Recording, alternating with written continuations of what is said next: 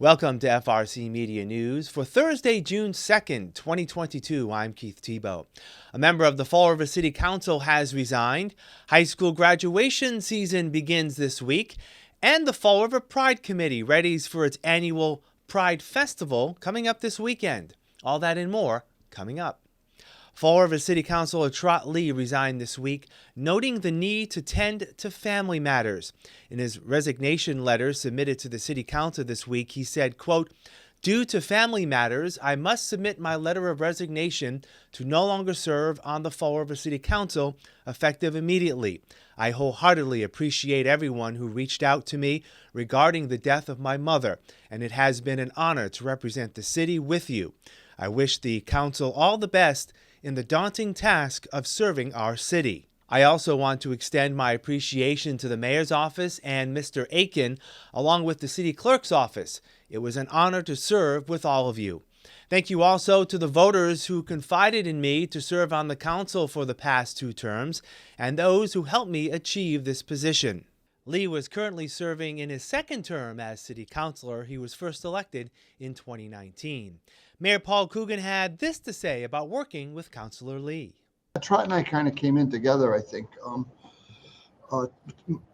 Me as the mayor and Trot as a city councilor, I had a good working relationship with him. Obviously, he was up at the Argosy Charter School now as an adjustment counselor, and I know the strain that puts on you every day working with kids that need supports and the council. But he had a lot on his plate with his the recent passing in his family. But as far as my relationship with Trot goes, it was very, very positive. He was one of those guys you could talk to about different things. And even though we didn't always agree, we at least, we always had open dialogue. And I wish him nothing but the best. And maybe we'll hear from him down the road. Tradition dictates that the next highest vote getter in the last election is the one to fill an open seat on the council. Former Councilor Christopher Peckham was the 10th place finisher at last year's election, but declined the appointment.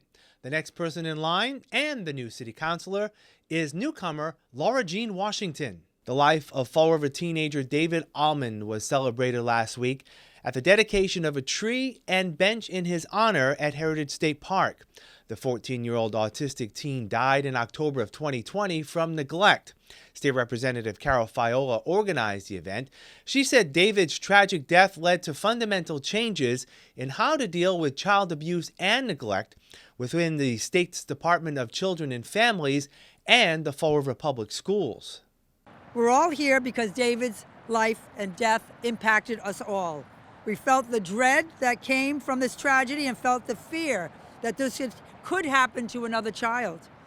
David's memory lives on as we remember what a sweet and caring young man he was, and his death has inspired all of us to do better and to make sure a tragedy like this never happens again. The idea for the tree and bench dedication came from local resident Michael Almeida. He did not know David, but was inspired to act after hearing of his story and his own work with children with disabilities. David, I didn't know you, but it feels like I've known you my entire life.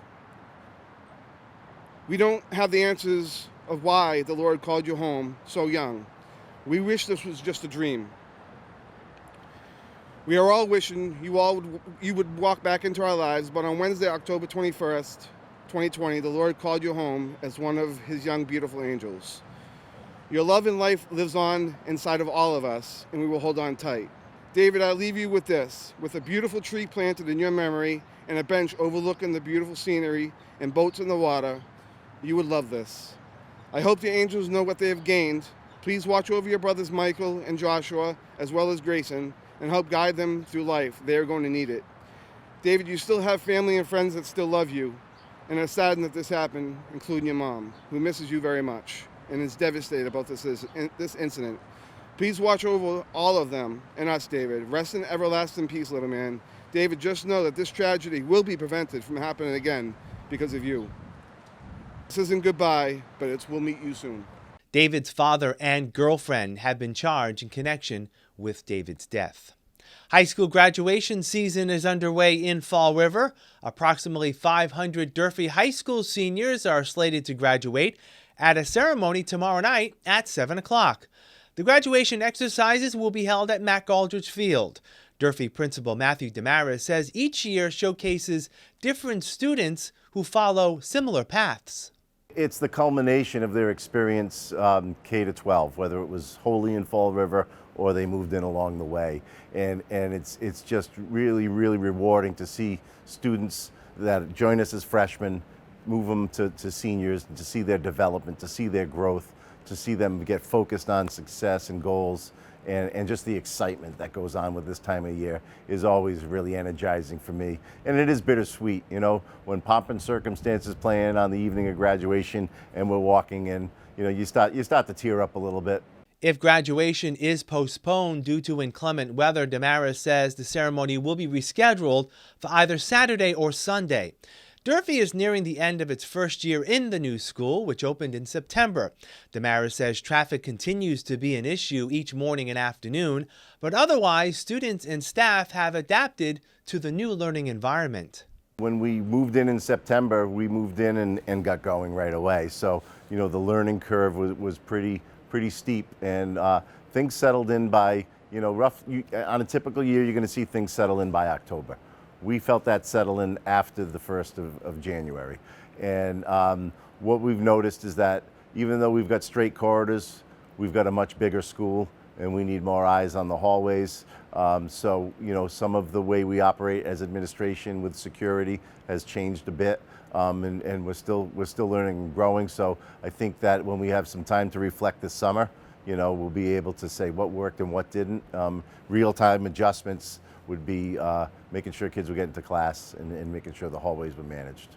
Damaris says construction work continues with new athletic fields and parking options soon to be completed.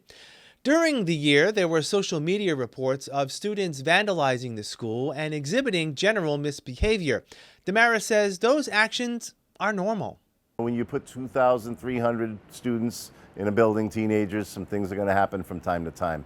Unfortunately, some isolated events get painted as the picture. That's not Durfee High School. You know, we've got a thriving AP program, again, our CTE program. We've got 2 kids going to nationals for Skills USA. You know, our fine and performing arts department, amazing. Our athletic teams have had a banner year. We're looking at our baseball, boys volleyball, tennis. I think they're all qualifying for tournament play this year. You know, so you come to Durfee High School with your eyes on success, wired into a program, an activity, a reason to be here, you're going to thrive.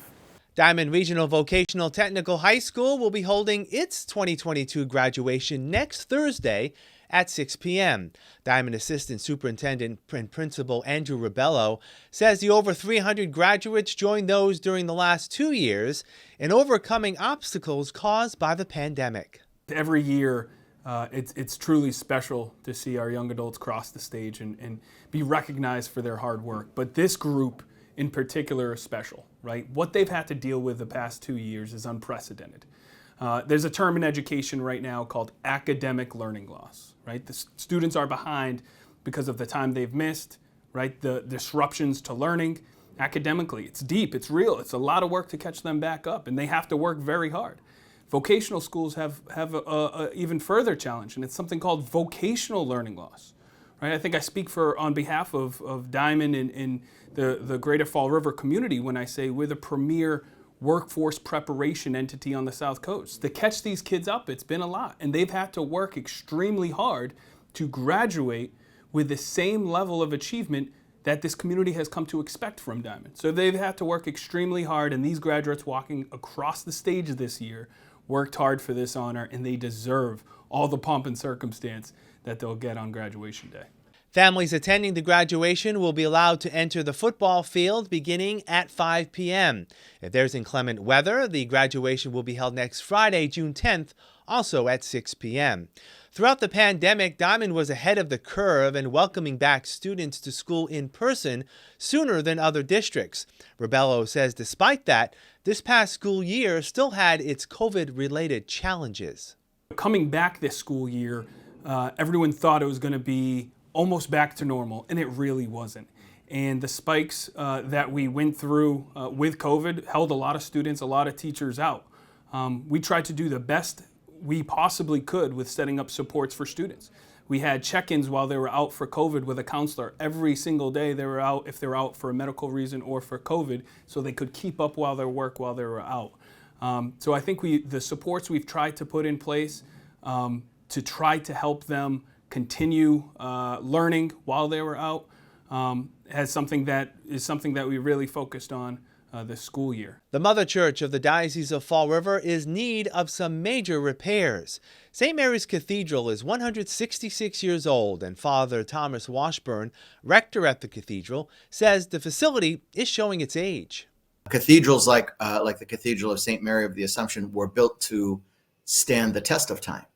And so such a beautiful church built in such a solid way also, as time goes on, needs a lot of work. With the slate roof, it's still the original slate roof going back to the 1850s. So, I think we've got our money's worth on that roof, but now, there are certain sections that really need some repair.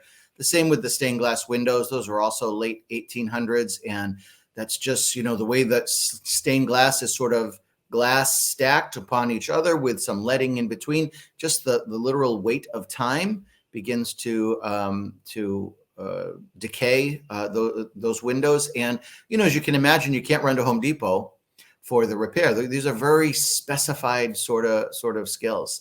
And so it's in those areas that we really do have a lot of needs right now. The diocese is holding a fundraising gala next Wednesday to begin the process of raising funds for those repairs. Father Washburn says restoring the cathedral will allow it to remain the spiritual center of the diocese. The cathedral holds a unique place, not only in our diocese, but every diocese, because the cathedral is the church of the diocese. It's the church of the bishop. It is the church from which the life of all of our parishes flow. We think, for example, just in our beautiful Easter season, just a few days before Easter, we had our annual Chrism Mass. That's the Mass each year where the bishop blesses the holy oils, the oils that are used for baptisms, the oils that are used for anointing the sick, the oils that are used for young people receiving confirmation, the oils that are used for the men who will be ordained deacons and priests. And so all of that happens in the cathedral, but then it extends out to the whole diocese. And so one of the reasons why we're calling our gala the Lumen Christi Gala. Lumen Christi is the Latin words for the light of Christ, because we just want to try to embrace that image that Christ's light extends from the cathedral and then shines through all of the parishes all throughout our diocese. The gala will be held next Wednesday at White's of Westport. For more information, you can contact the Diocese of Fall River or your local parish. Some positive news on COVID infection cases in Fall River over the past week. Here's an update on the latest numbers based on a report released last Thursday, May 26th.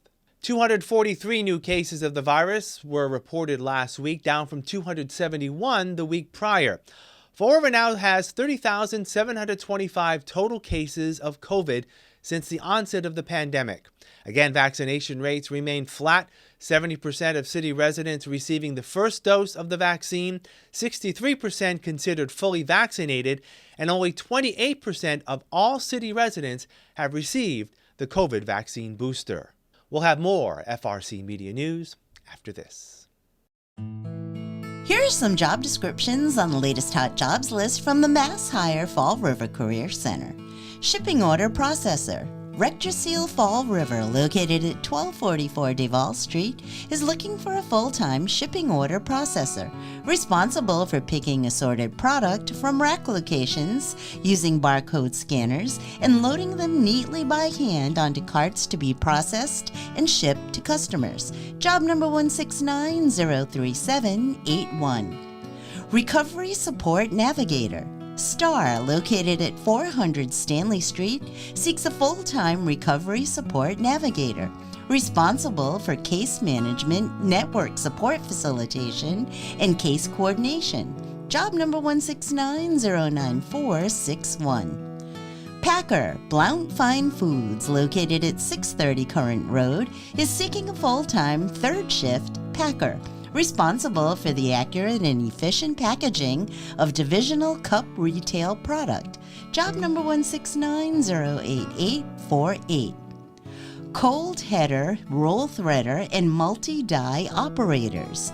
Fall River Manufacturing, located at 540 Current Road, is looking for full-time cold header, roll threader, and multi-die operators. For more information, call 1-800-275-6991. The Fall River Public School Department, located at 417 Rock Street, has an immediate need for the following full and part-time positions. Paraprofessional, job number 169-09943. School Adjustment Counselor, job number 169-09400.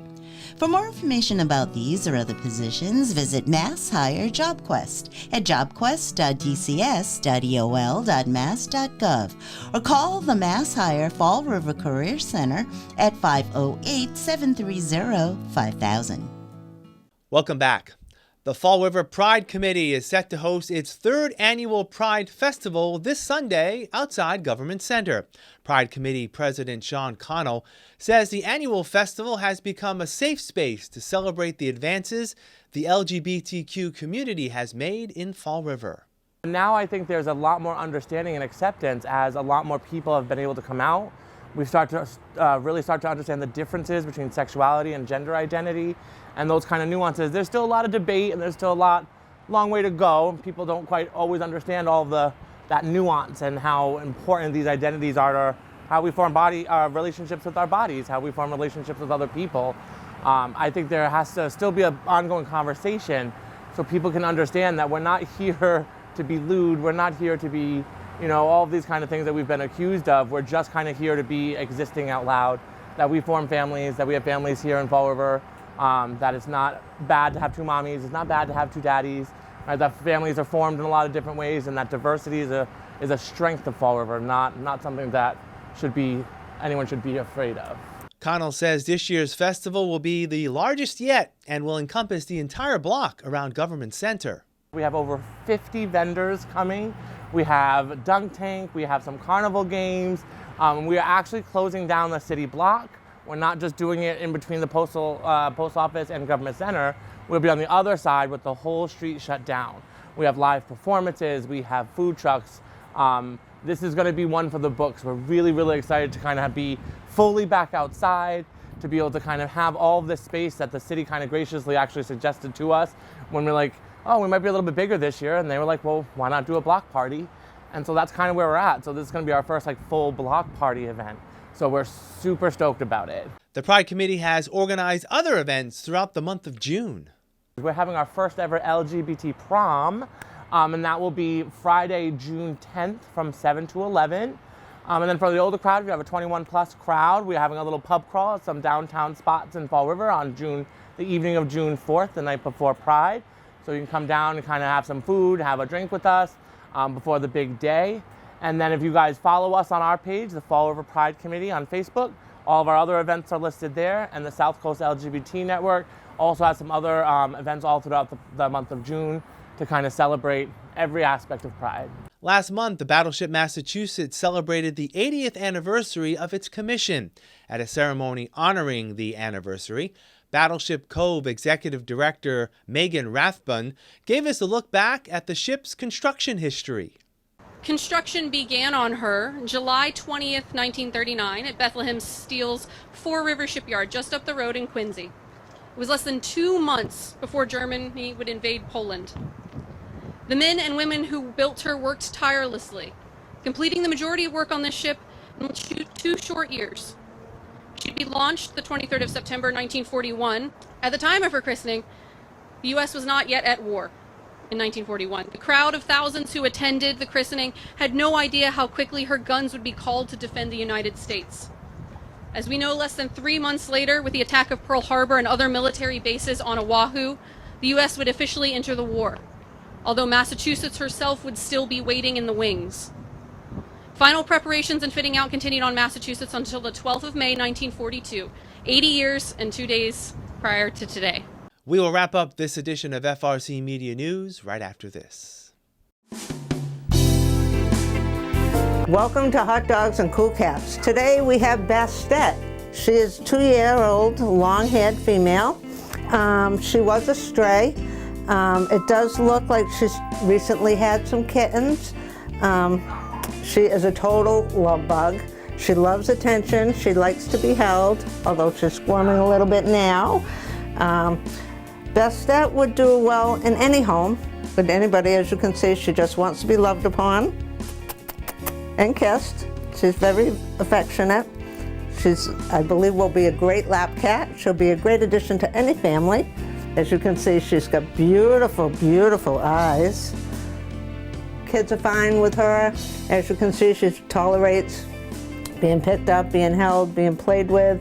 So if you're interested in Bastet, you can fill out an application on foreverpaws.com and call and make an appointment to come visit her. She would love to meet you. Today we have Zahara. She's an 8-week-old lab mix from Puerto Rico. We work with this wonderful rescue called FRCMedia. So they'll send a bunch of puppies or stray dogs up to us so we can get them adopted out. We think she's going to be good with just about any family. Puppies are very easy to fit into a new setting. They're good with kids, they're good with older people. They can fit in basically anywhere. As long as we have the time to keep up with their energy and to get them trained, then they can make a wonderful addition to any home. She does well with other dogs as well, as she was raised with a brother. So if you have a dog, she might be a good partner. Keep them busy with each other. I always recommend crate training for any puppies. It's a good time to get them started. She'll do well in any home pretty much.